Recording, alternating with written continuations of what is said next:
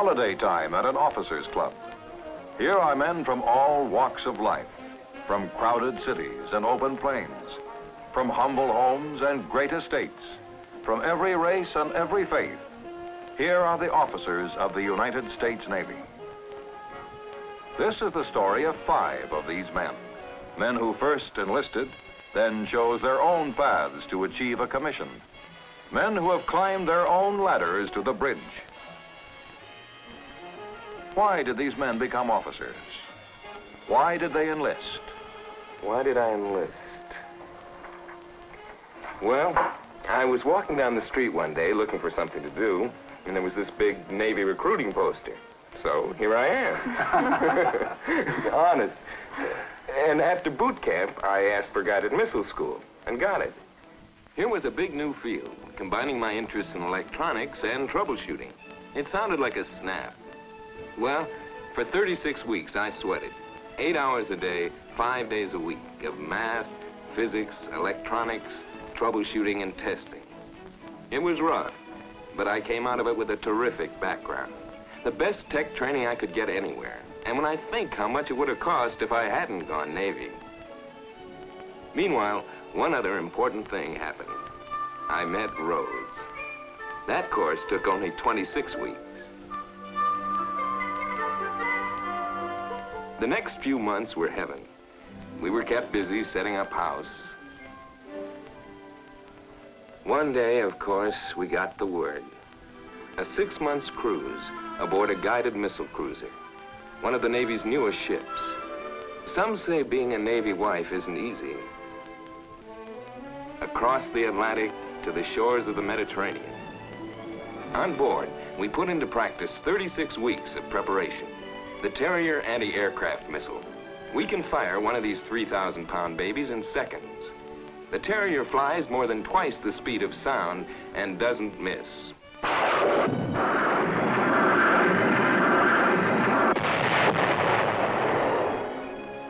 Just 2 weeks after leaving the States, Europe. A chance to be at the places I'd read about and always wanted to see. Spain and the bullfight.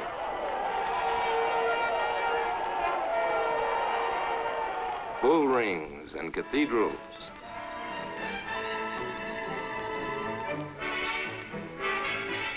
Horse carts and a train ride through the Pyrenees. Ancient castles and spectacular views. I was snapping pictures like crazy. Then on to Portugal. Lisbon, with its flowing gardens and quaint streets, its horses, dogs, cats, fish, fishing, and fishermen. We saw all the sights, and I kept snapping away. Sands of the Azores, Mediterranean sun. Then back to the ship for the 4th of July to become an ambassador of goodwill. Being a diplomat can be pretty easy when you make all your own ice cream aboard. I'll never forget that trip to Europe, and I sent back long letters to Rose with a lot of the pictures I took. Homecoming. Here was the moment we'd both been waiting for. I'll never forget it. Some may say being a Navy wife isn't easy, but I guess they've never known what it would be like. The honeymoon is never over. By now, I'd been in long enough to know I wanted to make the Navy my career. And Rose was with me all the way. We talked it over a long time. The thing we both felt was that an officer's life, with its pay and prestige, would be worth going after. So I applied for OCS. An enlisted man doesn't need a college degree if he can pass the exam, and his chances are good. Openings held for the fleet are never completely filled.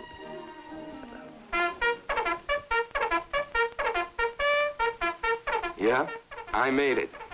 And if I thought missile school was tough, I was mistaken. This was it.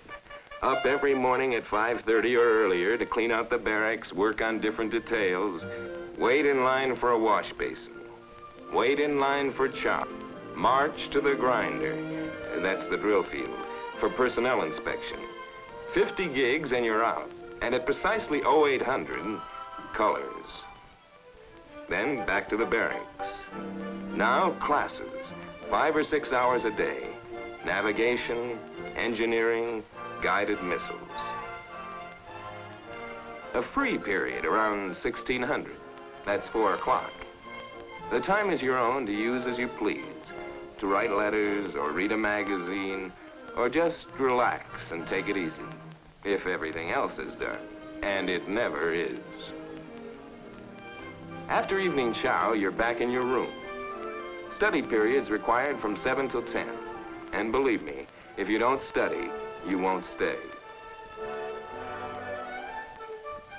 10 o'clock, and you close your books. A few more details, and taps at 10:30.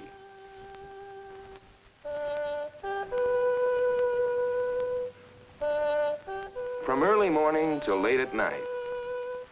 And you wonder, will I make it? Can it really be worth it? Friday comes, grades are posted, fail and you've washed out. Again, you've made it. Now you're beginning to take it in stride. And then the big day arrives, and you know that all the effort was worthwhile. You've moved ahead in knowledge, discipline, and maturity. You're more of a man. And most of all, the pride of being an officer in the United States Navy. As far as I can make out, the best way to become an officer is to enlist and go through OCS. Well, I'm waiting for orders now. I hope it'll be a missile cruiser. I figure on staying in for 20 and then deciding on the next 10. But anyway I play it, the future looks good. Shall we?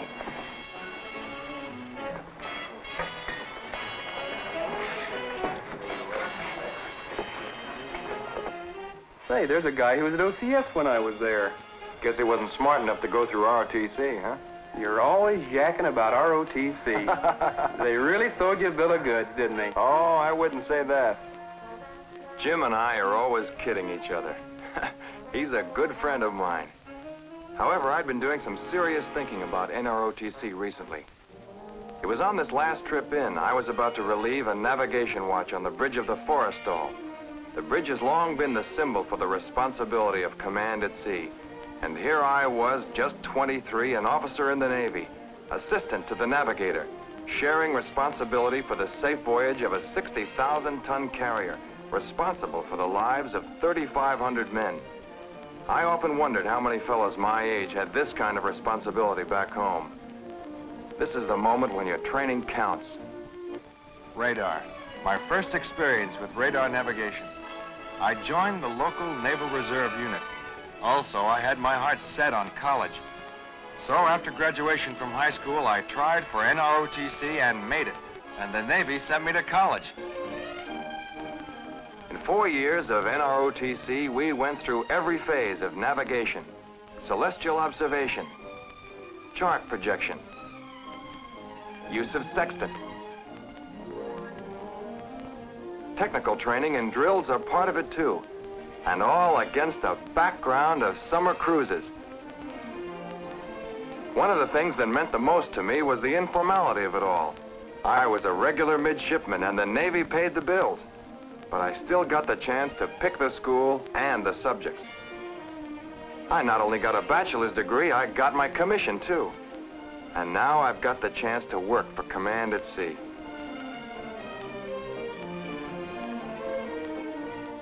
Command at Sea.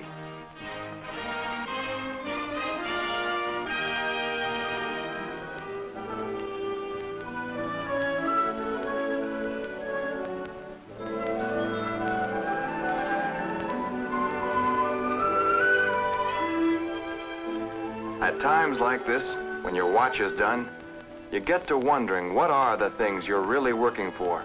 What are the things that count? You want the chance to do work you enjoy, the chance to grow, to reach out to the limits of your ability.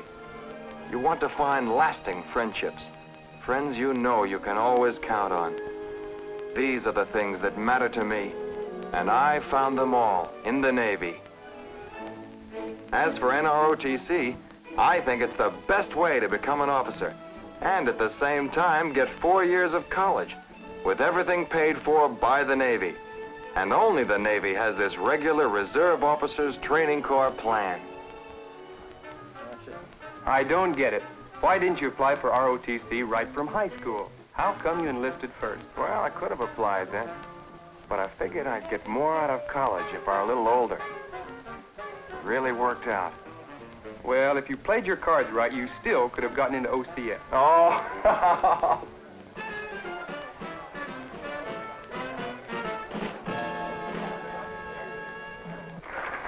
Hey, you did all right.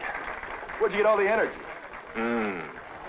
Since I've been coaching baseball, I guess I haven't been getting the exercise I used to. I remember when I was back in high school, they used to call me Home Run Gardener. When I graduated, I suddenly realized the importance of choosing the right career. When I'd weighed all the opportunities carefully, I'd pick the Navy.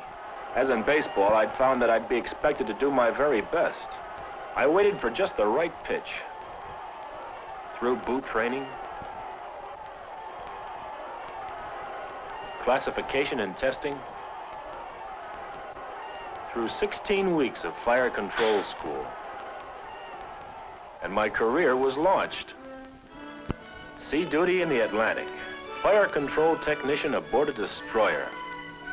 First leg of the journey, from seaman to petty officer. Whenever we hit port, I got on the fleet team.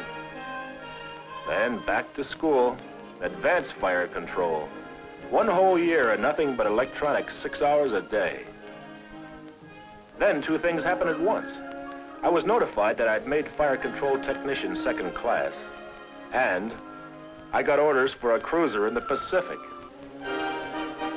First Hawaii, and then on to Japan, and Bisuburo. That's Japanese for baseball, you know. Boy, that's for me. By now, though, I was a hotshot at electronics and enjoying every minute of it. In fact, at the end of my tour at sea, I put in for electronics school and made it. I moved ahead from FT student to electronics instructor and back to being called home run. I was hitting my stride, fire control technician 1st class. And on the last leg, I latched onto a destroyer. I really had made a go of electronics.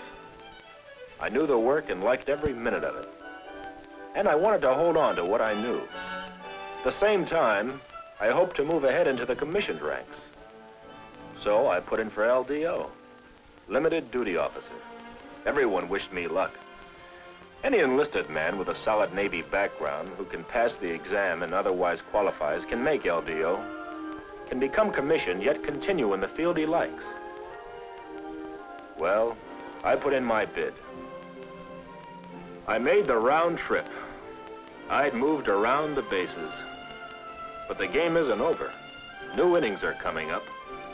For me, the future is just beginning. The way I see it, the LDO path is the only way to get to the plate. You can reach the top doing the work you like to do. Come on, honey, let's dance.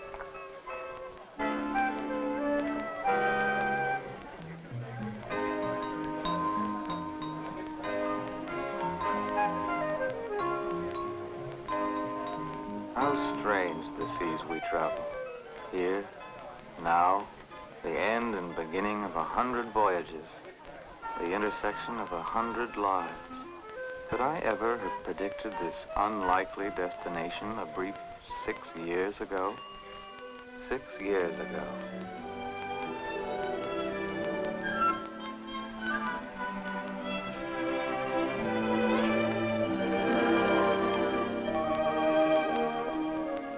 I'd recently won a National Science Talent Search for my nuclear reactor design, and the Navy sent a letter of congratulations and an invitation to enlist. I was against it. I wanted to enter college that fall and work towards a science degree. There was only one problem: money. We figured that even with scholarships, the cost of tuition and living was well beyond what we could afford. I decided I might as well fulfill my service obligation. I enlisted in the Navy, and shipped out to San Diego for boot training. Just after boot camp, another invitation arrived. My record had been checked, and the Navy wanted me to personally consider entering NESEP. I was offered the chance to get a science degree at a leading college of my own choice. The Navy would pay all costs plus my regular salary, and I would advance in rate while going through school. It wasn't too difficult to decide. I was to take every kind of classification test and screening exam, and I made it. I'd been accepted by NESEP. The Navy Enlisted Scientific Education Program is open only to enlisted men. After 9 weeks of Navy prep school, I didn't mind wearing civvies again. Through NESEP, you can get a college degree in one of two fields: systems engineering, which includes electronics, or science engineering, which included my choice, nuclear physics. It had always been my interest, and the practical experience I could pick up in the Navy would be invaluable. After all, the Navy is the world's leader in the practical use of nuclear power. What is the cost of the finest science education you can get? About $25,000 per man. But for all of its value to me and hundreds of others, NESEP is no giveaway. After a man graduates and receives his commission, the Navy expects him to put his new knowledge to work for his country. As soon as I could, I put in for sub school to prepare for the work I most wanted to do, handling propulsion aboard a nuclear sub. First, I lived and breathed subs for a year and a half, at school and at sea. Each man on board has to master each part of it. The margin for error is 0. And then a full year of advanced nuclear school. The latest power units on the Navy's newest subs. And finally, that one day arrives you've been preparing so long for. Your first voyage as an engineering officer aboard a nuclear sub.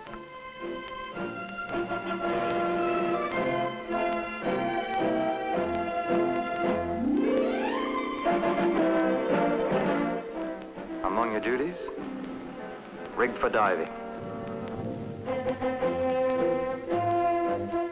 A world of power locked within an invisible nucleus. A world of power unleashed, controlled, utilized by man. Through NESEP and the Navy, an education in science and engineering. Unique experiences. Now, the beginning of 100 voyages, the search for 1,000 destinations. NESEP. How strange the seas we travel.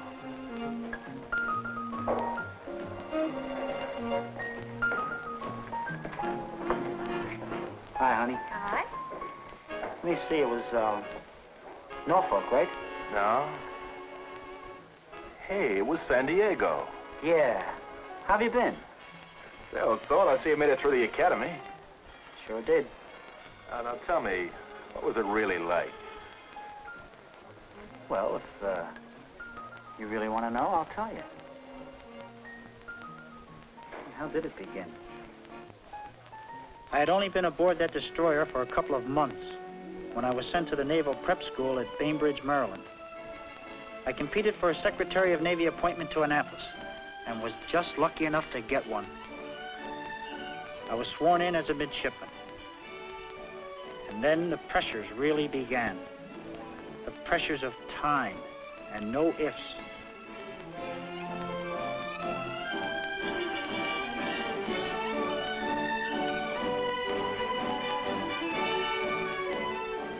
Letters you don't have time to open and read.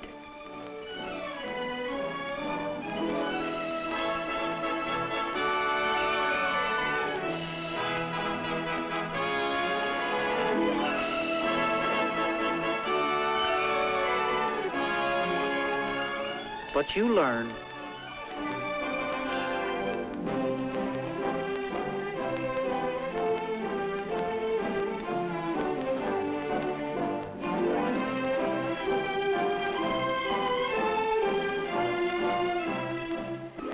Then the upperclassmen come back. And you try and get lost in your own kind of world. And you say to yourself, if those guys can make it. And then one sweet day you come out of it. You feel you're in a swing again. Christmas, you get to go home. You see the girl you saw in June. And your mother never looked so good. But back to exams. Each exam a river to cross. 60 rivers to graduation day.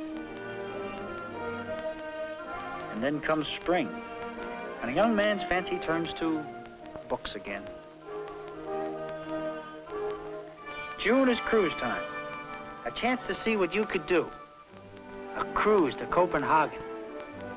What did I do?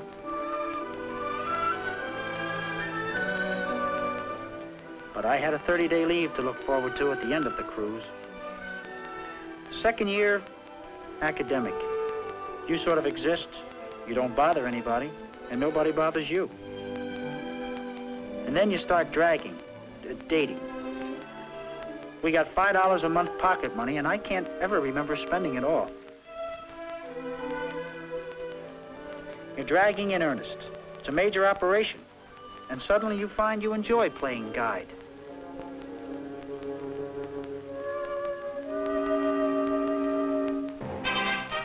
That summer, country club summer, 2 weeks playing Marine at Little Creek, Virginia. And then Pensacola for a bit of flying. Things sure look different up there. We learned fast. Second class year, and your first look at leadership. The things you'll have to accomplish on your own. You think of what you'll do as a commander of a brigade.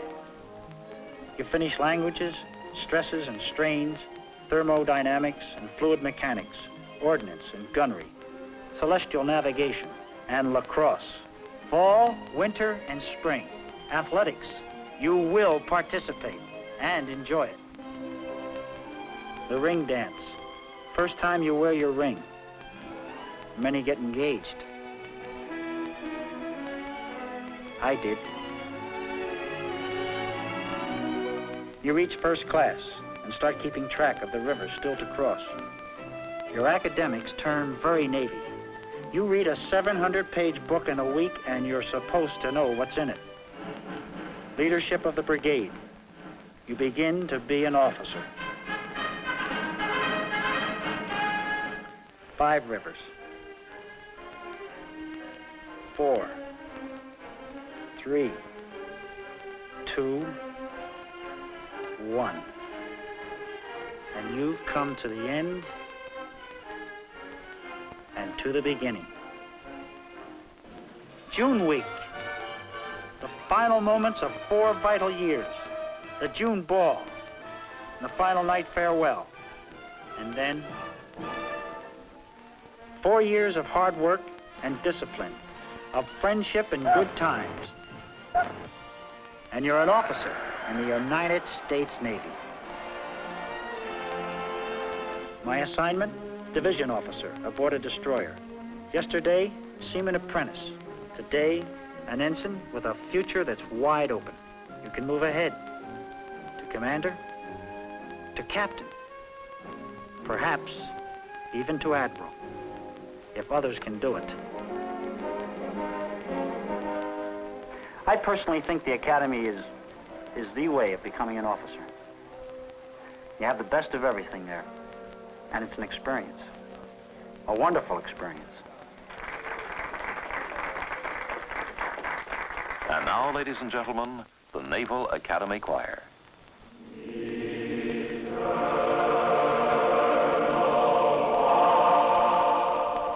5 men who had the ability and will to climb the ladder to the bridge, to advance from enlisted man to officer in the United States Navy. Why did they go forward? What does it mean to be an officer in the Navy? The meaning of the present is unfolded in the past. An officer in the Navy is a man among men. John Paul Jones and a Bonhomme Richard. I have not yet begun to fight. Edward Preble and his constellation. Oliver Hazard Perry. We have met the enemy and they are ours. Admiral Farragut. Damn the torpedoes, full speed ahead. Admiral Dewey. You may fire when ready, Gridley. Firepower, sea power, the new Navy.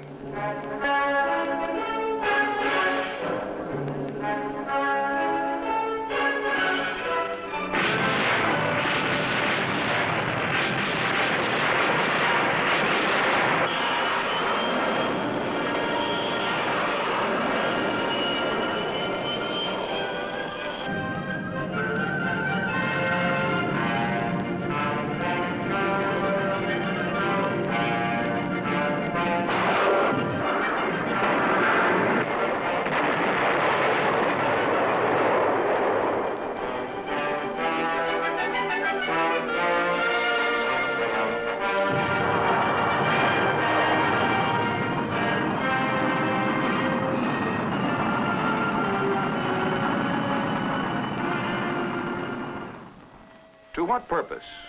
Why do we have a Navy? The mission of the Navy is to preserve the peace through control of the seas. The United States Navy, a respected profession, a proud and honorable career. From enlisted man to officer, 5 ladders to the bridge. OCS, the way a qualified seaman can rise through the ranks to the limits of his ability. NROTC, the way a man can receive a fine college education while building a background for service as an officer. LDO, the way a man can advance to the top doing the work he most likes to do. NESEP, the way a qualified seaman can get the finest education in science and engineering our country has to offer. The Academy, the way a man can become part of a tradition, living, thinking Navy, 24 hours a day. For each qualified man who enlists, there are 5 ladders, 5 ladders to the bridge. To a man of courage, of intelligence, of ability, the Navy offers a chance to succeed, a chance to mature, a chance to lead. Here is opportunity.